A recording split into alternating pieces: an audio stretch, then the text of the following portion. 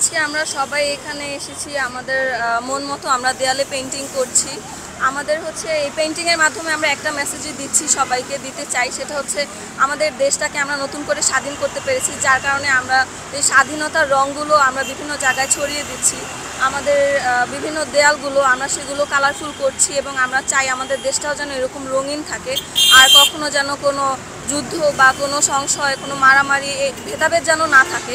আমাদের নতুন সরকারের কাছ থেকেও আমাদের এটাই প্রত্যাশা, যেন আমাদের দেশে সবার সমাধিকার থাকে, সকলের যেন সমান অধিকার থাকে সব ক্ষেত্রে, কোথাও যেন কোনো ভেদাভেদ না থাকে, সবাই যেন মিলেমিশে একসঙ্গে আমরা হাসি খুশিভাবে আমাদের এই স্বাধীন দেশে বসবাস করতে পারি। দেখেন, আমাদের দেশ কিন্তু এখন স্বাধীন।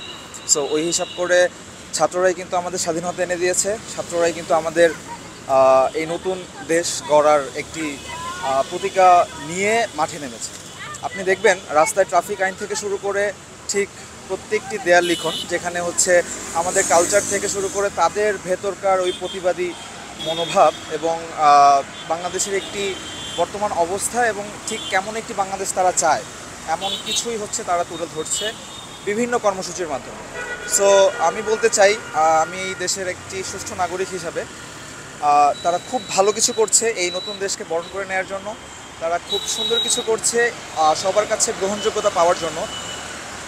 তারা হচ্ছে আমাদের এই সুন্দর দেশটি কিভাবে সামনের দিকে এগিয়ে নিয়ে যেতে চায় সেটির একটি বিশেষ রাস্তা তারা দেখিয়ে দিচ্ছে। দেখেন, আমি আমার একটি ব্যক্তিগত মতামত শেয়ার করতে চাই।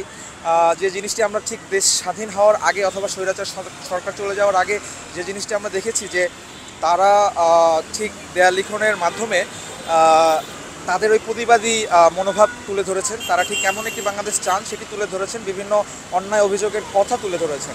ঠিক একইভাবে দেশটি স্বাধীন হওয়ার পরে তারা যখন দেখলো যে তাদের দেশটি স্বাধীন, তারা তাদের দেশকে মুক্ত করতে পেরেছে, তারপরে নতুন দেশকে বরণ করে নেওয়ার জন্য ঠিক নতুন দেশটাকে ঠিক কীভাবে এগিয়ে নিয়ে যেতে হবে এই বিষয়ে তারা অনেকটাই সোচ্চার, যার জন্য সেই দেয়াল লিখনটি মুছে তারা আরও সুন্দর করে হচ্ছে বাংলাদেশের এই নতুন প্রেক্ষাপটগুলো তুলে ধরছে, তারা ঠিক কীভাবে সামনের দিকে এগিয়ে নিয়ে যাবে। সো তারা খুব ভালো কিছু করছে, তাদের প্রতি মন থেকে দোয়া এবং ভালোবাসা। আমাদের দেশটিকে খুব সুন্দরভাবে তারা এগিয়ে নিয়ে যাচ্ছে এবং আমরা চাই একটি সুন্দর বাংলাদেশ, আমরা চাই তাদের হাত ধরেই এই সুন্দর কিছু একটা হোক। Thank you.